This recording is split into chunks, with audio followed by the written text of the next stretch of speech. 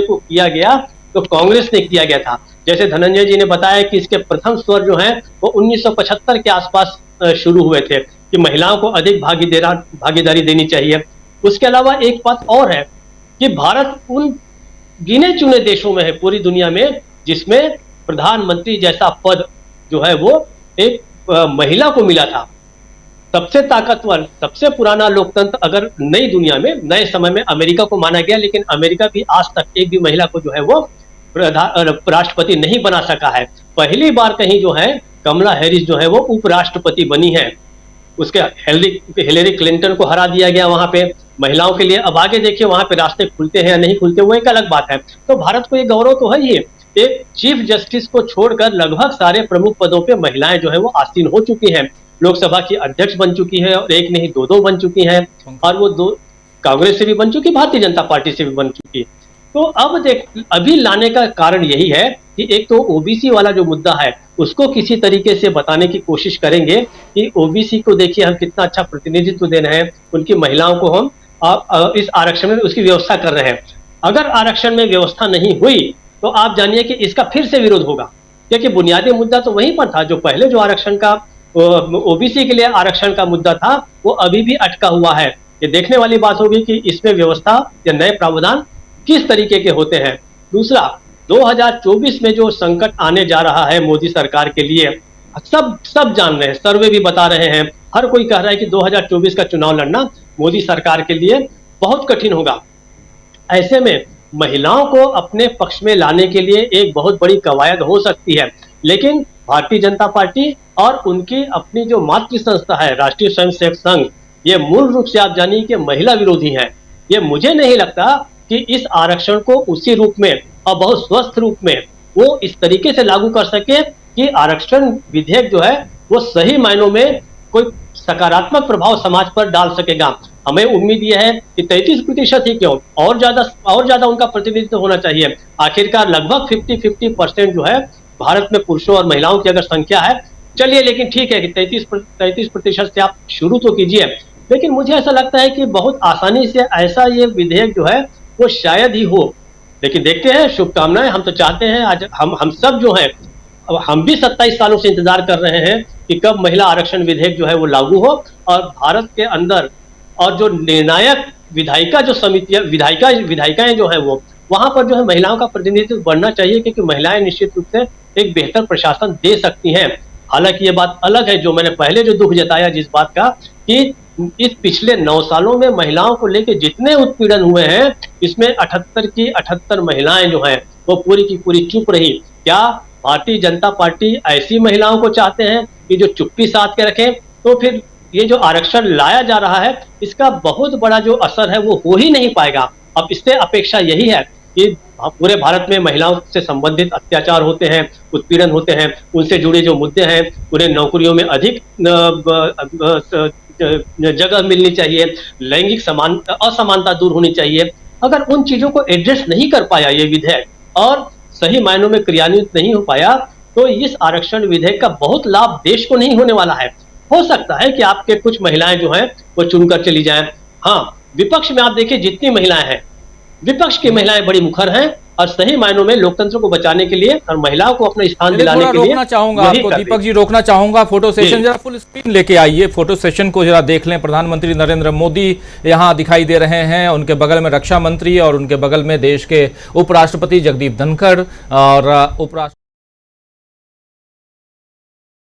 राज्यसभा में सभापति भी होते हैं, लोकसभा के अध्यक्ष भी हैं। यहाँ पे तमाम वरिष्ठ जन जो हैं वो फोटो सेशन में यहाँ मौजूद हैं। ये फोटोग्राफी हो रही है, आप देखिए तमाम सदस्य बैठे हुए हैं और फोटोग्राफी में प्रधानमंत्री नरेंद्र मोदी भी, रक्षा मंत्री भी उनके बगल में और तमाम नेता यहाँ दिखाई दे रहे हैं। और ये फ़ोटो सेशन आप लोगों को 9:30 बजे ये फ़ोटो सेशन होना था, थोड़ा देर से ही सही, लेकिन फ़ोटो सेशन ये ख़त्म हो चुका है। और ये तमाम पुराने संसद भवन और जो सेंट्रल हॉल है उसके बीच की जो जगह है वहाँ ये फ़ोटो सेशन चल रहा है। और प्रधानमंत्री नरेंद्र मोदी सफ़ेद लिबास में बैठे हुए, काई कलर के, और ये राहुल गांधी हैं राहुल गांधी यहाँ अपने अंदाज में हैं, शर्ट में और ट्राउज़र में, और मोबाइल पे कुछ देखते हुए। ये पूरे सांसद यहाँ हैं जो अलग अलग पूरे भारत को रिप्रेजेंट करते हैं। यहाँ प्रधानमंत्री नरेंद्र मोदी अपनी अगुवाई दिखाते हुए, लेकिन उसके अलावा तमाम सांसद यहाँ बैठे हुए हैं। आप देखिए, सांसद तमाम बैठे हुए। तो चलते हैं, एक बार फिर से हमारे तमाम साथी अपनी बात रख रहे हैं, उन सबके बीच भी आते हैं और ये तस्वीरें आती रहेंगी। आपको रोकना चाहूँगा दीपक जी, और सब आना चाहता हूँ सीधा प्रमोद अग्रवाल जी आपके पास। प्रमोद जी, कैसे देखा जाए इस विशेष सत्र को? आपका पॉइंट ऑफ व्यू इस पर ज़रा समझना चाहता हूँ। कैसे आप देखते हैं इस विशेष सत्र में क्या कुछ होने जा रहा है? इस पर सबकी निगाहें टिकी हुई हैं। बिल्स 4 की जगह 8 सामने आ चुके हैं, और उसमें से एक बिल बहुत महत्वपूर्ण जिस पर चर्चा हो रही है, लेकिन आधिकारिक तौर पे ये बिल सामने नहीं आया है। तो विशेष सत्र का एजेंडा तो सामने नजर आ रहा है, लेकिन कहीं ना कहीं यहाँ विपक्ष के, अगर महिला आरक्षण बिल सामने आता है तो इसका मतलब है कि विपक्ष के आगे कहीं ना कहीं झुकी हुई लगती है मोदी सरकार, क्योंकि विपक्ष भी डिमांड कर रहा है। सोनिया गांधी ने जो चिट्ठी लिखी थी अभी पिछले दिनों, 9 पॉइंट बताए थे, उसमें महिला आरक्षण बिल भी था। और ऐसे भी सोनिया गांधी ने अभी तुरंत ट्वीट करके भी बधाई दी है कि ये महिला आरक्षण बिल हमारा ड्रीम बिल की तरह है, कानून बन जाए तो बहुत बेहतर होगा। कैसे देखते हैं आप? इस मौके पर देश के सबसे बड़े प्रधानमंत्री तो राजीव गांधी को याद करना चाहता हूँ। आवाज़ थोड़ी आपकी डाउन जा रही है, मैं रोकना चाहूँगा, थोड़ा ठीक कीजिए इनकी आवाज़ को। और एक बार आना चाहता हूँ अमलेंदु उपाध्याय जी आपके पास। अमलेंदु जी, देखिए राजीव जी, मुझे लगा कि इसके पीछे सरकार की मंशा जो है वो अभी साफ हुई नहीं है, लेकिन इसके पीछे एक छुपा हुआ एजेंडा है कि किसी तरीके से लोकसभा चुनाव को टाला जाए। क्योंकि अगर ये बिल अभी पास हो जाता है तो इस 2024 में इसको लागू कर पाना जो है वो किसी तरीके से भी संभव नहीं होगा, क्योंकि परिसीमन की फिर बात आएगी। परिसीमन किस तरीके से होगा? 2026 में वैसे ही एक परिसीमन ड्यू है, तो अगर ये बिल पास हो भी जाता है तो क्या ये 2026 में जो है जब परिसीमन होगा तब उसमें इसको लागू किया जाएगा? अभी इसमें बहुत से इफेक्ट बट्स शामिल हैं, और अगर इसको इसी लोकसभा चुनाव में लागू कराने की कोशिश की जाती है तो फिर लोकसभा चुनाव में टालने की कोशिश की जाएगी, क्योंकि उसके लिए परिसीमन आयोग बनेगा। वो परिसीमन आयोग जो है फिर वो तय करेगा, उस पर आपत्तियां होंगी, उनका निराकरण होगा, बहुत सी लंबी प्रक्रिया वो है। तो मुझे लगता है कि ये अगर इसी उसमें लागू किया जाना है तो ये चुनाव को टालने की एक प्रक्रिया भी के रूप में इसको देखा जा सकता है। अब चीज़ ये है कि इसके अंदर है क्या क्या, जो कुल मिलाकर के है किस तरीके का ये है। अगर जिस तरीके से पेश किया गया था बिल, जो गीता मुखर्जी की कमेटी थी, और गीता मुखर्जी जो कम्युनिस्ट पार्टी की MP थी और इसकी संसदीय समिति की अध्यक्ष थी, उन्होंने जो तैयार किया था अगर उसी रूप में आता है तो इसमें मुझे लगता है कि ज़्यादा फिर इम्पैक्ट नहीं होगा। लेकिन अगर सरकार कुछ छिपा रही है और अभी तक स्पष्ट नहीं कर रही है कि उस बिल के अंदर क्या है, तो मुझे लगता है कि उसमें कुछ खुराफातें की गई होंगी। अब वो किस तरीके से खुराफातें की गई हैं वो देखा जाएगा जब वो बिल संसद के अंदर आएगा। अगर वो संसद के बिल अंदर आता है और जो पुराना बिल है वही आता है तो राज्यसभा से तो पास, तो केवल लोकसभा से पास करने की आवश्यकता होगी। लेकिन मुझे लगता है कि इसके पीछे भी बहुत सारे खेल हैं, और वो खेल क्या है वो जब तक कि बिल सामने आएगा नहीं उसमें तब तक कोई राय स्पष्ट कर पाना बड़ा मुश्किल है। क्योंकि अगर सब चीज़ें साफ होती तो ये पहले ही बता दिया जाता, जो एजेंडा जारी किया गया संसद सत्र का उसमें बताया जाना चाहिए था, उसमें नहीं बताया गया। तो ये सब मिलाकर के चीज़ें काफ़ी जो है वो चीज़ें हैं। अब जो ये बात है कि जब वो इंडिया गठबंधन के अंदर इसको लेकर कोई फूट डालने की कोशिश की जाएगी, तो देखिए वो मुद्दे तो अभी भी बने रहेंगे। वो इंडिया गठबंधन के अंदर फूट का मुद्दा नहीं है, वो तो NDA के अंदर भी फूट का मुद्दा था। जब शरद यादव NDA के संयोजक थे तो उसके अंदर भी ये फूट का मुद्दा था। भारतीय जनता पार्टी सपोर्ट कर रही थी महिला आरक्षण को, और शरद यादव जो थे वो उसका विरोध कर रहे थे इसका। तो ये तो जो अपनी आइडियोलॉजिकल मुद्दे हैं वो तो सबके अपने अपने हैं ही। तो वो जब विरोध होना हो सकता है भारतीय जनता पार्टी के अंदर जो है वो LJP की तरफ से ही इसका विरोध शुरू हो जाए, वो भी मांग करने लग जाए कि कोटा के अंदर कोटा चाहिए। तो बहुत सी सारी चीज़ें इसमें हो सकती हैं, और मुझे लगता है कि कोटा के अंदर कोटा जो जरूरी इसलिए भी है और कोई बुरी चीज़ नहीं है। जब पंचायतों में कोटा के अंदर कोटा लागू है तो फिर अगर ये संसद और विधानसभा में आता है तो इसमें भी कोटा के अंदर कोटा होना चाहिए, बहुत जरूरी प्रश्न है। अब देखना होगा, जो दीपक जी ने बहुत महत्वपूर्ण बात की तरफ जो इशारा किया कि अगर ये कोटा के अंदर कोटा नहीं देते हैं तो फिर ये बात उठेगी, फिर इस मतलब आप जो है जाति के जनगणना की बात नहीं करते, और अगर उसके अंदर देते तो फिर ये कोटा आप देंगे किस तरीके से, जब तक ये जाति की जनगणना नहीं होगी, चूंकि उसका तो आप विरोध कर रहे हैं। तो सब मिलाकर के मुझे लगता है कि सरकार के सामने परिस्थितियां जो है वो गंभीर हैं, और उस मुझे लगता है कि वो जो दांव चलेगी उसमें उसके फंसने का जो है वो ज्यादा रहेगा। कुल मिलाकर के जो राजीव जी है, जो मुझको लगता है ये केवल सिर्फ चुनाव में जाने के लिए मुद्दा बनाने की कोशिश है। इसके अलावा इसके पीछे ना नियत साफ है, ना मंशा साफ है, और ना अभी तक एजेंडा साफ है, कुछ भी साफ नहीं है। केवल ये चुनाव में एक मुद्दा किस तरीके से बने, और ये भारतीय जनता पार्टी चाहती है कि विपक्ष इसका विरोध करे, भारतीय जनता पार्टी जो एक मुद्दा बना करके जाए। हम तो महिलाओं को आरक्षण देना चाहते थे, विपक्ष ने विरोध कर दिया, लेकिन उससे पहले ही सोनिया गांधी चिट्ठी चूंकि लिख चुकी है और कांग्रेस इस पर बार बार बात करती रही है, तो इसलिए जो है ये मसला भी भारतीय जनता पार्टी के हाथ से फिसलता जा रहा है। तो अब देखना ये है कि इनका असली एजेंडा है वो क्या है, और इस पर किस तरीके से आगे बढ़ते हैं। जी राजीव जी बिल्कुल, असली एजेंडा क्या है और कैसे आगे बढ़ सकते हैं। जरा आना चाहता हूं एक बार फिर से धनंजय जी आपके पास। धनंजय जी को चूंकि अभी थोड़ा निकलना है, इसलिए भी आपके पास आना चाहता हूं। धनंजय जी, कैसे देखते हैं आप?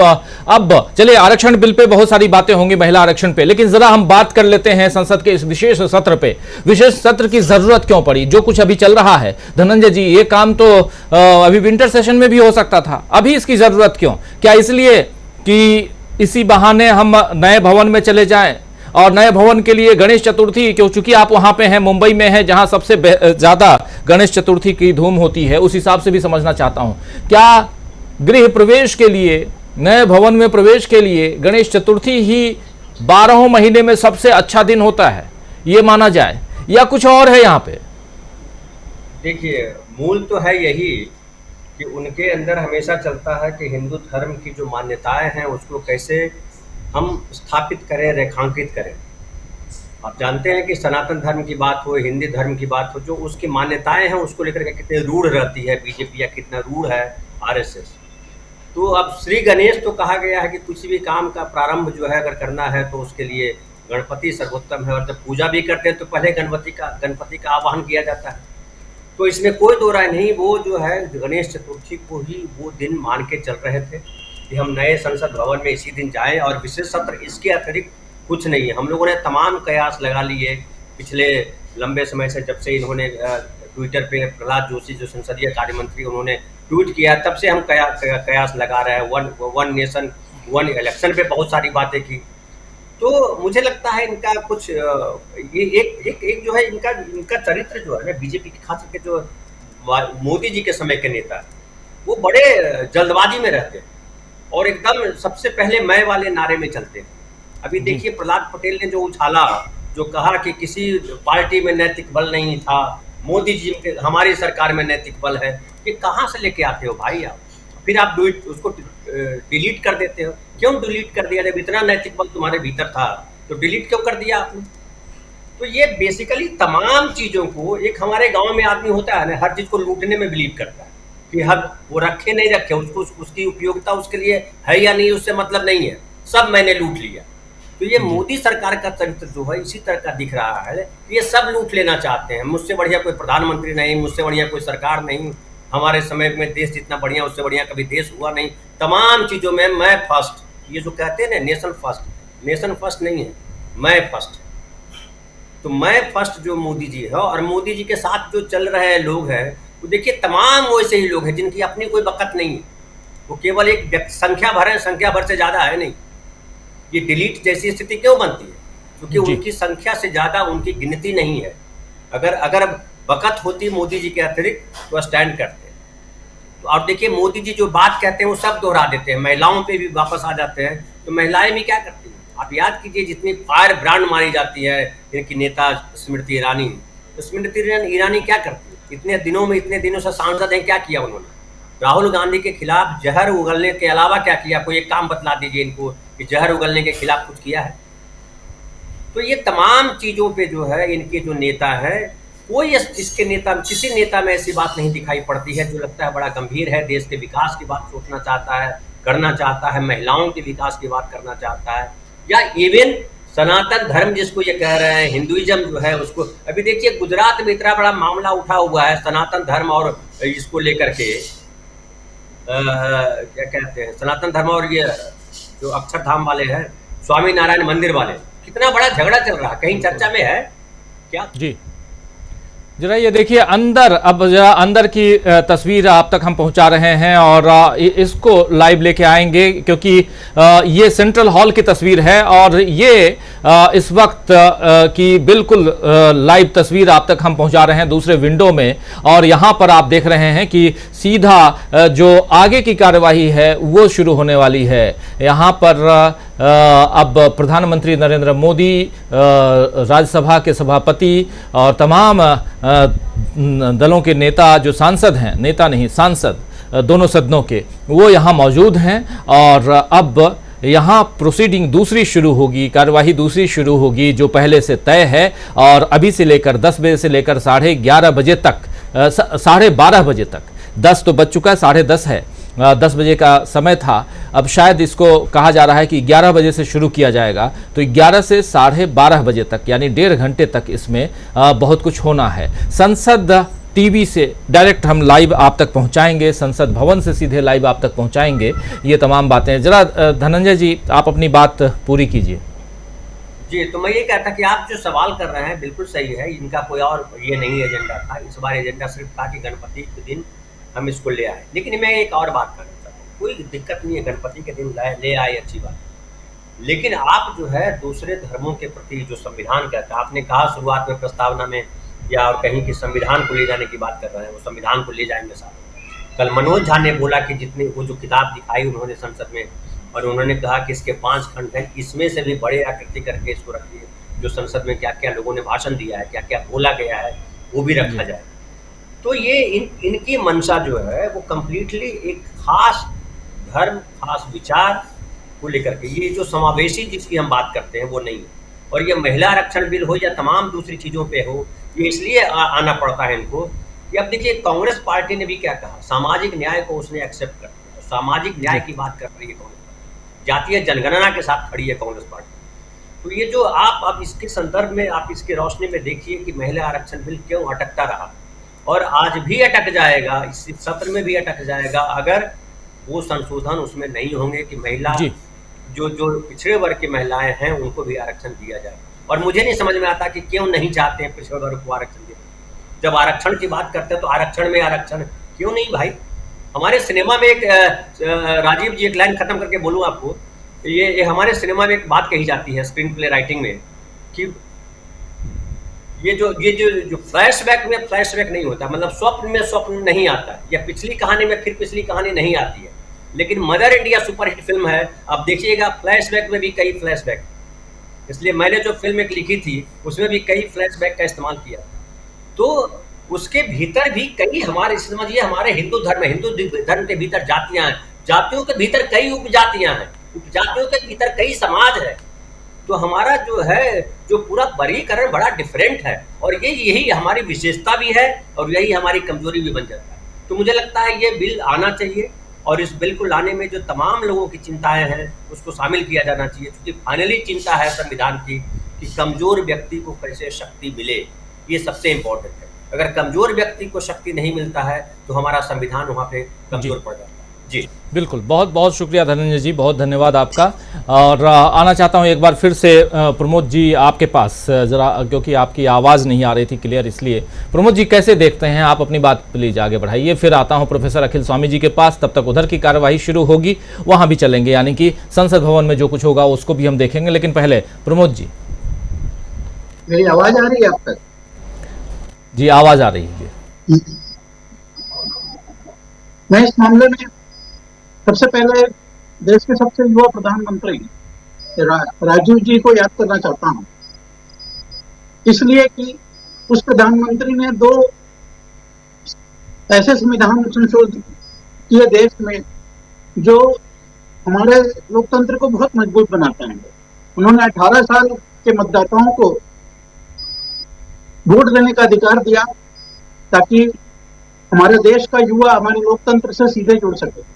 और दूसरा, उन्होंने पंचायती राज अधिनियम बनाया जिसमें उन्होंने महिलाओं के आरक्षण की व्यवस्था करी।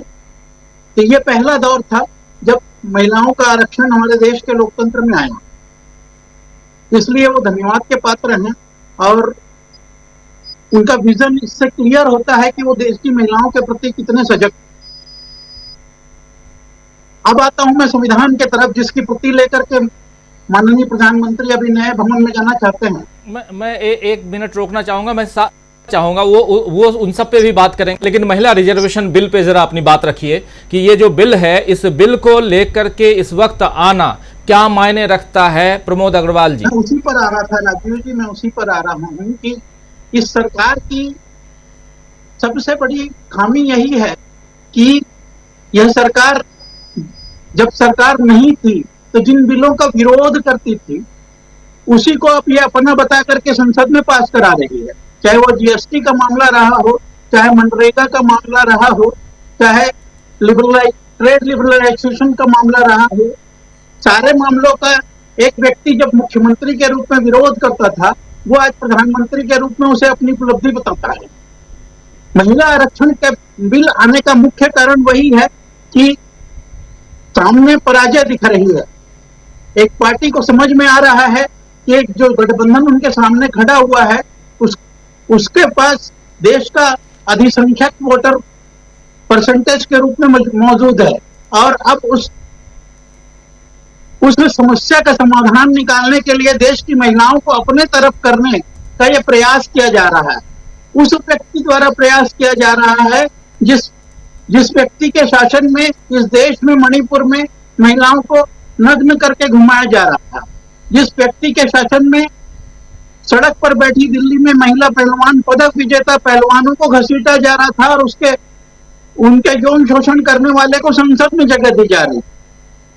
आप समझिए इस बात को कि ये सिर्फ एक पॉलिटिकल एजेंडा को आगे बढ़ाने की बात कर रहे हैं।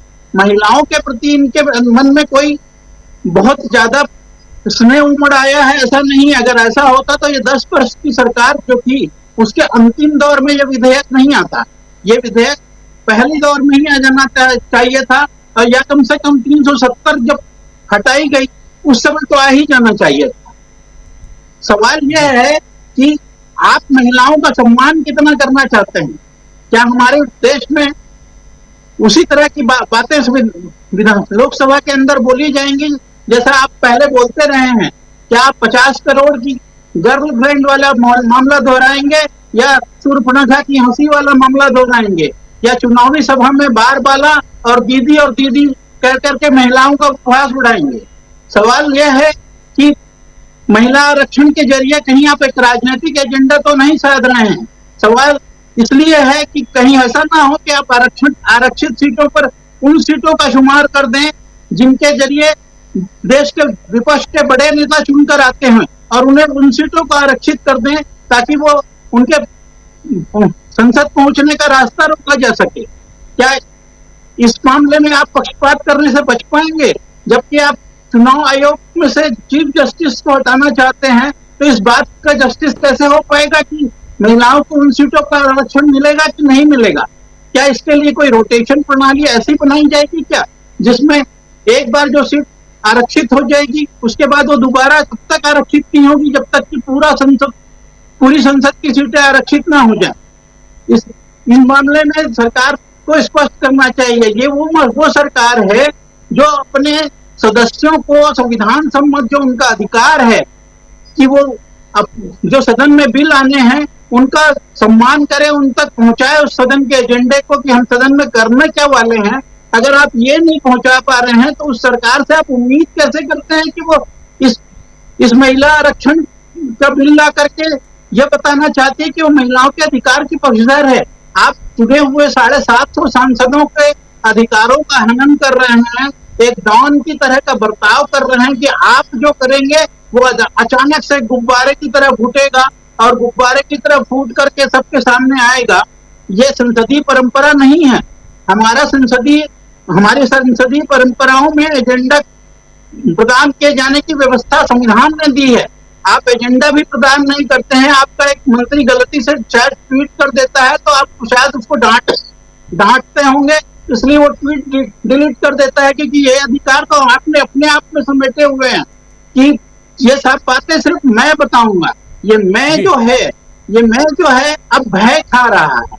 भय इसका खा रहा है कि ये सत्ता ना चली जाए, इसलिए अब महिलाओं की शरण में जा रहे हैं आप। लेकिन एक बात याद रखिए, ये देश जानता है कि एक महिला जिसने प्रधानमंत्री का पद त्यागा था, उसने इस विधेयक का प्रस्तावना तैयार किया था, उसने इस विधेयक को संसद के पटल पर रखा था, उसने इसको अपना ड्रीम प्रोजेक्ट बताया था। उस महिला के श्रेय को आप कभी हासिल नहीं कर पाएंगे, चाहे आपको कितने भी बड़े हो जाएं, चाहे आपके पास संविधान के सारे अधिकार तानाशाही पूर्वक आपके अंदर समाहित हो जाएं, लेकिन जो बात इतिहास में दर्ज है, उस बात को आप कभी नहीं नकार पाएंगे। आप यह भी नहीं नकार पाएंगे कि इस लोकतंत्र ने देश दुनिया को सबसे ज्यादा समय तक, इन 75 सालों में सबसे ज्यादा दिन तक प्रधानमंत्री बनाए रखने का जो साहस दिखाया था, वो इस पार्टी ने दिखाया था, जिसने महिला विधेयक को संसद में पास कराने की कोशिश की थी। जी, लेकिन महिला विधेयक जब यूपीए सरकार लेकर आई थी तो उस समय इसका भरपूर समर्थन बीजेपी ने भी किया था और बहुत शानदार तरीके से ये राज्यसभा में पारित हुआ था।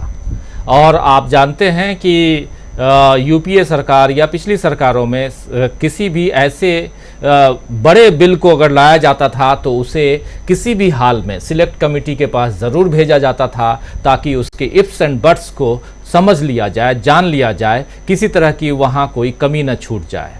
लेकिन अब ऐसा नहीं होता है। सिलेक्ट कमेटी के पास इस पिछले 9.5 साल में कितनी बार कौन कौन से बिल गए हैं, इसका अंदाज़ा आप लगा सकते हैं। बहुत कम बिल हैं जो सिलेक्ट कमेटी के पास भेजे गए हैं। सरकार चाहिए है तभी भेजे गए हैं, वरना किसी भी हाल में बिना, कई बिल तो ऐसे भी हैं जो बिना चर्चा के पारित हो गए, पास करवा दिए गए। एक बार फिर से आना चाहता हूं प्रोफेसर अखिल स्वामी जी, बहुत देर से आप हम तमाम लोगों की बातें सुन रहे हैं, तमाम हमारे पैनलिस्ट साथी आप तक पहुंचे हुए, बैठे हुए, और सबसे बड़ी चीज जो कुछ वहां हो रहा है, हम महिला आरक्षण पे तो दिन भर बात करने वाले हैं ही, इस पर जैसे जैसे इससे खबरें निकल के आएंगी लोग, लेकिन जो तस्वीरें आ रही हैं संसद भवन से, उन तस्वीरों को लेकर, संसद भवन के इस विशेष सत्र को लेकर, और उसमें भी इस महिला आरक्षण को लेकर के जो बातें हम सामने ला रहे हैं, रख रहे हैं, उस पर आपके विचार जरूर सुनना चाहूंगा।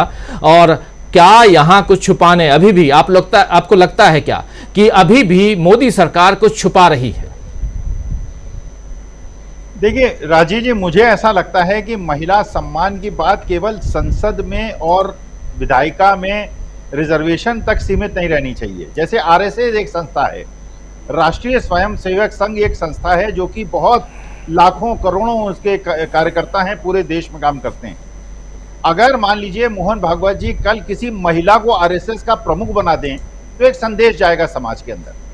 देखिए, महिलाएं किसी भी मामले में पुरुष से कम नहीं है, केवल शारीरिक शक्ति को छोड़ दें आप, क्योंकि मैंने देखा है, अपनी दादी को देखा है, अपनी माँ को देखा है, अपनी पत्नी को देखा है, अपनी बहुओं को देखा है, वो पुरुष से हर चीज में श्रेष्ठ है। मैंने देखा है कि अगर हमारे देश में सनातन को और हर चीज को अगर संगठित किसी ने किया है तो महिला ने किया है। तो ये राष्ट्रीय स्वयंसेवक संघ जैसी संस्था में केवल पुरुष होना क्या उचित है? केवल संसद में उपस्थिति की बात ना की जाए। मंदिरों में जो पुजारी हैं उसमें 50% रिजर्वेशन महिलाओं को क्यों ना दे दिया जाए? केवल वहां पुरुष पुजारी क्यों हो, वहां महिला पुजारी क्यों ना हो? क्योंकि महिला को अगर आप नारी को कहते हैं कि वो देवी है, तो इससे अच्छा उदाहरण क्या होगा? और वो आर्थिक रूप से संबल होगा उनके पास। क्योंकि देखिए, महिलाओं की जो सबसे बड़ी कमजोरी इतिहास में रही है, जो अब थोड़ी कम हुई है लेकिन अभी भी काफी है, वो आर्थिक रूप से पुरुष पर निर्भर करती हैं। अगर उनको मंदिरों में पुजारी बनाया जाए, अगर उनको सामाजिक क्षेत्र में ही 50% का या 33% का रिजर्वेशन दिया जाए, क्योंकि जिस दिन, इसीलिए सरकार ये कहती है कि अगर मकान की रजिस्ट्री आप पुरुष के नाम पे कराएंगे तो इतना स्टैंप ड्यूटी लगेगा और नारी के नाम पे कराएंगे तो 2% कम लगेगा। इसीलिए कि अगर प्रॉपर्टी नारी के नाम रहेगी और प्रॉपर्टी में उसका स्थान होगा तो मानसिक रूप से वो एक आर्थिक रूप से समर्थ होगी और वो जनता का और समाज का विरोध कर पाएगी। देखिए, नॉर्थ ईस्ट सबसे बड़ा उदाहरण है जहाँ पे महिला सशक्तिकरण और जहाँ कहते हैं कि मातृशक्ति जो है वो पुरुष के ऊपर परिवार के अंदर उसका एक अधिकार होता है, वहाँ भी आपने उसको ध्वस्त कर दिया। नॉर्थ ईस्ट में भी जहाँ मातृशक्ति का एक अधिकार चलता था उसको भी आपने खत्म कर दिया। तो मैं ये मानता हूँ, देखिए, केवल विधान, क्योंकि आप जानते हैं विधानसभा और लोकसभा के चुनाव लड़ना सबके बस की बात नहीं है। सबसे ज्यादा पैसा करोड़ों अरबों रुपए जो अडानी के माध्यम से आया है, जो इधर उधर पीएम केयर फंड से आया है, तो महिलाओं को केवल आप वहां लड़वा दें और उनके पास आर्थिक संबलता ना हो। देखिए, अगर सबसे ज्यादा किसी को संबल बनाने की, और इसीलिए रिजर्वेशन बाबा साहब भीमराव अम्बेडकर ने अगर किया और SC ST को रिजर्वेशन दिया था या OBC को मंडल कमीशन के बाद दिया गया, आर्थिक संबलता आएगी तो सामाजिक संबलता अपने आप आ जाएगी। देखिए, आपने देखा होगा कि अगर DM मान लीजिए कोई पिछड़े वर्ग का है, या तो वहाँ ब्राह्मण ठाकुर भी उनको पानी पिलाते हैं, उनके बर्तन धोते हैं।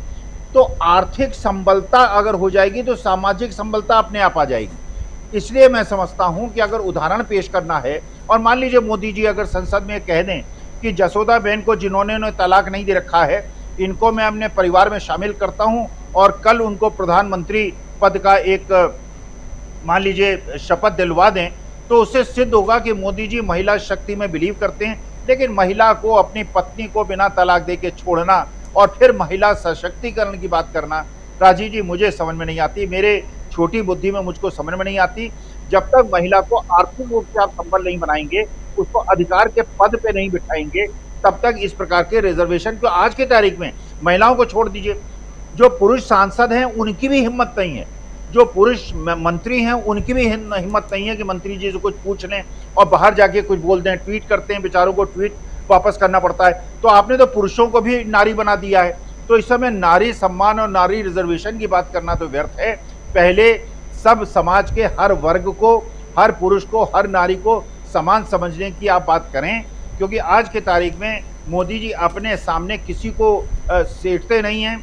जब वो G20 होता है तो वहाँ भी अमित शाह दिखाई नहीं पड़ते, राजनाथ सिंह दिखाई नहीं पड़ते, अकेले मोदी जी दिखाई पड़ते हैं। तो आप नारी सम्मान की बात तो छोड़िए, पुरुष को ही सम्मान दिला दें, समाज को ही सम्मान दिला दें, और बाकी समाज को अगर एक रूप से आप देखेंगे तब लगेगा कि आप सशक्तिकरण की बात कर रहे हैं, वरना ये लगेगा कि जुमला है, और अमित शाह 1 साल के बाद कह देंगे कि ये तो जुमला था।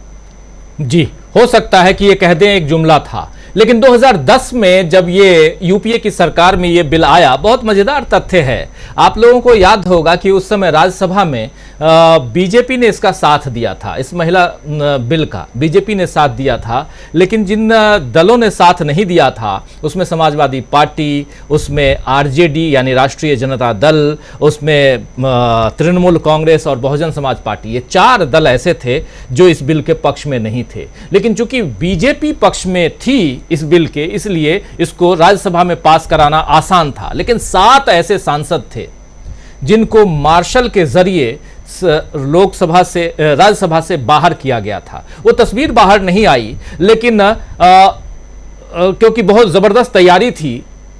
लेकिन ऐसा था, चूंकि उस बिल के वक्त मैं भी वहां मौजूद था, इसलिए वो आंखों देखी मैं घटना यहां आप लोगों को बता रहा हूं कि बहुत गहमा गहमी का आलम था आरक्षण बिल पे। एक सांसद, नाम नहीं लूंगा, उन्होंने कांच की गिलास तोड़ दी थी और यहां तक कि मैं काट लूंगा हाथ, यहां तक कहने लगे थे। और एक ने कहा कि मैं जहर पी लूंगा, चूंकि उनका नाम आ गया था बाहर, और शरद यादव साहब जो बोले मैं सुकरात बन जाऊंगा, जहर पी लूंगा, लेकिन आरक्षण नहीं होने दूंगा। लेकिन अब दूसरी कहानी इसकी बताता हूं, बहुत मजेदार तथ्य है, और चूंकि आंखों देखी है इसलिए बताना आप लोगों को जरूरी समझता हूं। इस आरक्षण पे 2010 की बात है, लोकसभा और राज्यसभा, पहले राज्यसभा में यह बिल पहुंचता है।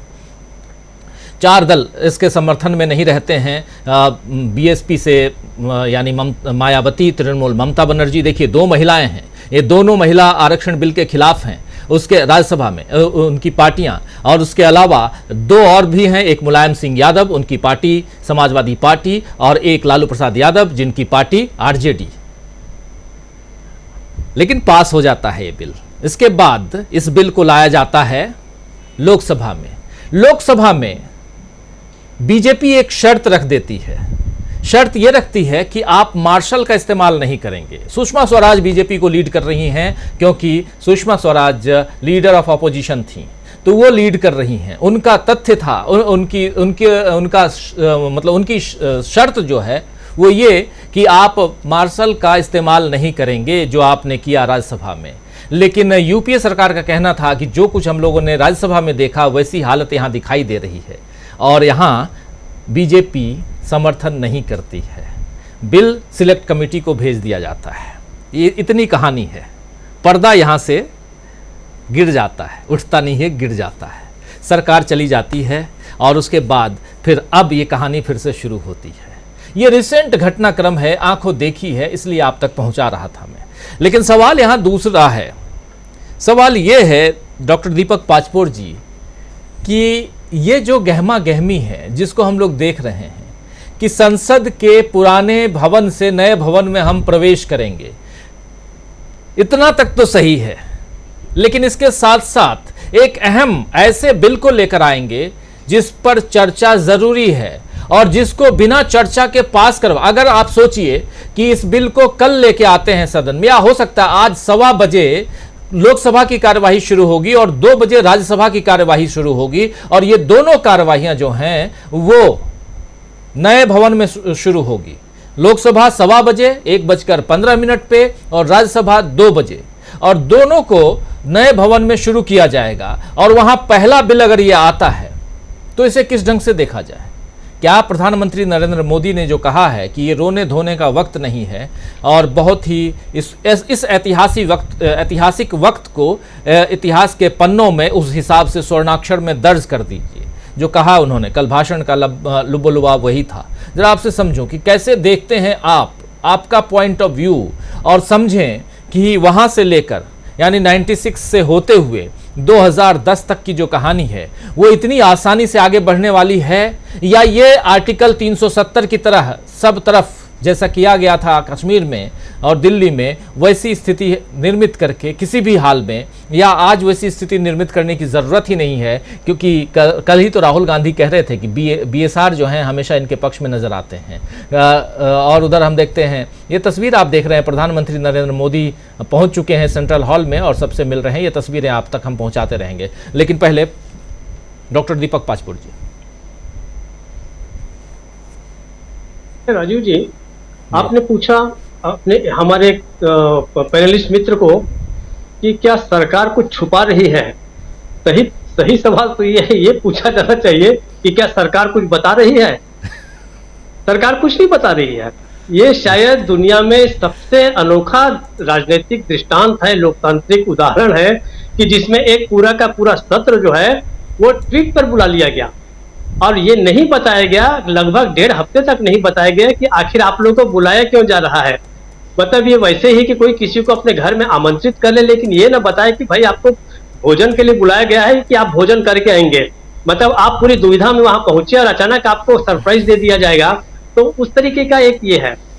दूसरा, आपने एक और सवाल जो पूछा कि मतलब 2010 में क्या हुआ था कि भारतीय जनता पार्टी ने इसको पूरा का पूरा समर्थन दिया था। देखिए, मोदी जी के आगमन के पहले भारतीय जनता पार्टी जो थी वो एक दूसरी भारतीय जनता पार्टी थी। वो धीरे धीरे जो है अन्य राजनीतिक दलों के साथ में आकर, विशेषकर जब अटल बिहारी वाजपेयी जी ने सरकार बनाई थी, तो आप याद कीजिए, पहले उन्होंने 13 दिन की सरकार बनाई, उसके बाद 13 महीने की सरकार बनाई, उसके बाद 5 साल की चलाई। लेकिन वो जो तीनों सरकारें उन्होंने छोटी बड़ी जो भी बनाई वो अन्य दलों के सहयोग से बनाई, और उसमें से कई दल तो ऐसे थे जो बिल्कुल विपरीत विचारधाराओं के थे। तो भारतीय जनता पार्टी थोड़ी थोड़ी उदार हो रही थी, बिल्कुल वैसे ही जैसे आज से 15-20 साल पहले के उद्धव ठाकरे और आज के उद्धव ठाकरे में फर्क है। देखिए, संगति हमेशा असर डालती है और सकारात्मक चीजें जो है वो निश्चित रूप से असर डालती हैं।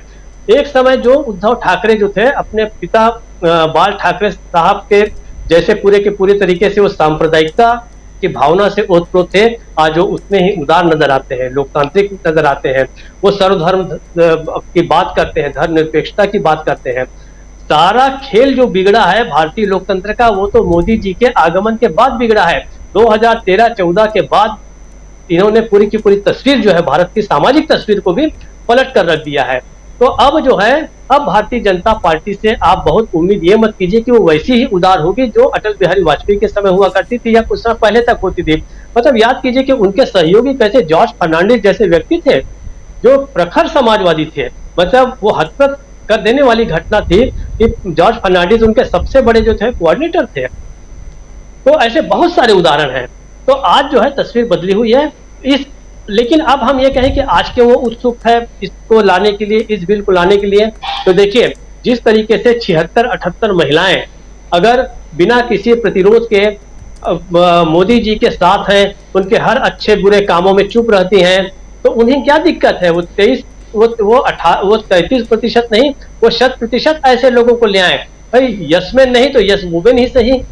हो सकता है उन्हें यस यस उन्हें तो हाँ चाहिए है, हाथ उठाने वाले लोग चाहिए और हाँ कहने वाले लोग हैं। तो दूसरी तरफ ये भी नाम हो जाएगा कि देखिए हम लेके आए हैं विधेयक, महिलाओं को आरक्षण का विधेयक मैं लेके आया हूं। जैसे कि अपने संसदीय मंत्री कार्य मंत्री ने जिस प्रकार से ट्वीट किया था कि ये साहस जो है ये मोदी जी में ही है या मोदी जी ही दिखा सकते हैं। दूसरी बात, जी। ये परंपरा है इस सरकार की और मोदी जी की कि वो तमाम चीजों को बिना किसी चर्चा के लाते हैं। शुरुआत कीजिए आप नोटबंदी से। नोटबंदी का जो था किसी को, उनके मंत्रियों को नहीं पता था, और ऐसा कहा जाता है कि यहां तक कि अरुण जेटली को तक नहीं पता था जो वित्त मंत्री थे। बाकायदे इसको लेके चर्चा हुई लोकसभा में, और एक मित्र ने कहा भी कि भाई वित्त मंत्री जो है मेरे अच्छे मित्र हैं, अगर इन्हें पता होता तो कम से कम मुझे बता देते। ये हंसी ठिठोली हुई थी लोकसभा में किसी दूसरे सदस्य के द्वारा। उसके बाद जी। आप आइए जीएसटी। जीएसटी के बारे में जरूर कहा जाता है कि थोड़ा बहुत कुछ उसकी चर्चा मंत्रालय में हुई थी। फिर आप आइए तीन तलाक के जो स्टेक होल्डर्स हैं उन्हीं वर्गों से आपने बात नहीं की। आप मुस्लिम समुदाय के एक नियम की सलाह जो ले रहे हैं वो दूसरे समुदाय से ले रहे हैं। फिर आप आ जाइए कश्मीर का जो अनुच्छेद 370 को हटाया गया, कश्मीर के लोगों को ही आपने कॉन्फिडेंस में नहीं किया, विपक्षी लोगों को आपने साथ में नहीं लिया, और तो और आपने अपने दल के लोगों को साथ में नहीं लिया और आपने उसको लागू कर दीजिए। फिर आप आइए किसान कानूनों में भी जो बनाए गए वो किससे पूछकर बनाए गए, कैसे पूछकर बनाए गए, इसका आज तक अता पता नहीं चला है। इतना बड़ा किसान संगठन है पूरे देश में जो हमेशा कभी सरकार को समर्थन भी देता है, कभी सरकार के विपक्ष में भी रहता है। आप किसानों से बात कीजिए तो ये जो है बहुत सारे उपक्रम बेचे गए हैं। क्या क्या हो रहा है क्या नहीं हो रहा है ये सब संसद में आने के बाद पता चलता है। यहाँ के सांसदों को भी पता नहीं चलता कि मोदी जी क्या करने जा रहे हैं। इसलिए ये जो बात कही जाती है कि मोदी जी जो है वो अक्सर लोगों को भौचक्का कर देते हैं, चकित कर देते हैं। लेकिन क्या लोकतंत्र के लिए अच्छी बात है? ये लोकतंत्र के लिए मेरे ख्याल से बहुत बुरी बात है। आप कोई भी चीज को लाते हैं, संसद में लाया गया कोई भी कानून लोगों के जीवन पर बहुत बड़ा असर करता है। ये हमने नोटबंदी के दौरान देख लिया, जीएसटी पे देख लिया। लोगों को जीवन तक अपना देना पड़ा है इन चीजों के कारण, और आप जनता को बताए बिना। भाई संसद आखिर क्या है? आप ठीक है, आप हर व्यक्ति के पास नहीं जा सकते, लेकिन मीडिया के जरिए जा सकते हैं। और तो और आपके जो जनप्रतिनिधि हैं वो कौन है? वो हमारे आपके लोगों का प्रतिनिधित्व ही तो कर रहे हैं। हमारी बातों को संसद में पहुंचने और सुनने के लिए ही उगाए हुए हैं। आप उनसे तक चर्चा नहीं करते। तो ये जो महिला विधेयक लाया गया है, इसको किन लोगों ने सलाह दी हुई मैं नहीं जानता। कायदे से तो इसमें सर्वदलीय बैठक बुलाई जानी चाहिए थी।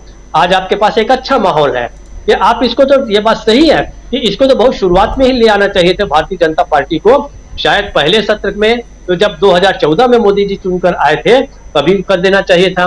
लेकिन आप तस्वीर बदल चुकी रहती है हमारे संसद जी। की। एक बहुत अच्छा जो महिलाओं का रिप्रेजेंटेशन है, प्रतिनिधित्व है, ये आज हमारे लोकसभा में होता, लेकिन वैसा नहीं किया गया। तो मुझे ऐसा लगता है कि पूछने, बताने, विमर्श करने, चर्चा करने, इन सब के ऊपर उठ चुकी है ये सरकार। और मोदी जी जो है इन चीजों को, मुझे ऐसा लगता है कि अपने आप को, उन्हें लगता है कि बड़ी हेठी है कि किसी से मैं बात करूं और पूछूं कि मुझे क्या करना चाहिए। ये सबसे दुर्भाग्यजनक बात है। और आज मुझे लगता है कि जो लाया जा रहा है विधेयक, ये राजनीतिक दबाव के कारण लाया जा रहा है कि 2024 में ये एक थोड़ा सा उदारवादी चेहरा लेके जाएं और ये बताएं कि हम 9 साल में भारत में जो कुछ महिलाओं के साथ उनकी दुर्गति हुई, उत्पीड़न हुआ, महंगाई बढ़ी, तो देखिए हम थोड़ा सा मलहम लगाने आए हैं। ये वैसे ही जैसे बिल्कुल। सिलेंडर के रेट को 200 रुपए कम कर देना, ये लगभग वैसे ही है राजीव जी। बिल्कुल, थोड़ा चलेंगे सीधा संसद में क्या कुछ चल रहा है उसका लाइव प्रसारण, उसको देख लेते हैं कि क्या कुछ वहां से लाइव आ रहा है। अभी जो बीच में हम लोगों के बीच जो तस्वीर आ रही है, ओम बिरला साहब पहुंचे हुए हैं और आप देखिए प्रधानमंत्री नरेंद्र मोदी हैं और उनके सामने राज्यसभा के उपसभापति हरिवंश जी बैठे हुए हैं। एक बार फुल स्क्रीन लेकर के आइए, क्या कुछ चल रहा है इसको देख लेते हैं और फिर हैं उन तक भी आएंगे। ये तस्वीरें सीधे हम आपको दिखा रहे हैं संसद भवन के जो सेंट्रल हॉल है उससे। ये सेंट्रल हॉल ऐतिहासिक है।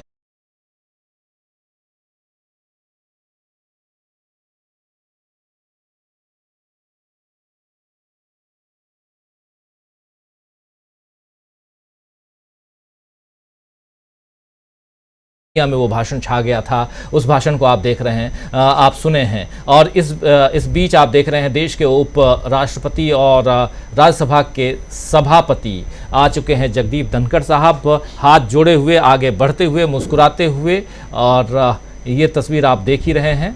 तो तमाम वरिष्ठ जन यहाँ पहुँच रहे हैं और 11 बजे का वक्त, और ये सीधे ये तमाम नेता आसंदी की ओर बढ़ रहे हैं। उधर प्रधानमंत्री नरेंद्र मोदी आसंदी पर उधर जो है वहाँ बैठ जा चुके हैं, और अब कार्यवाही शुरू होगी।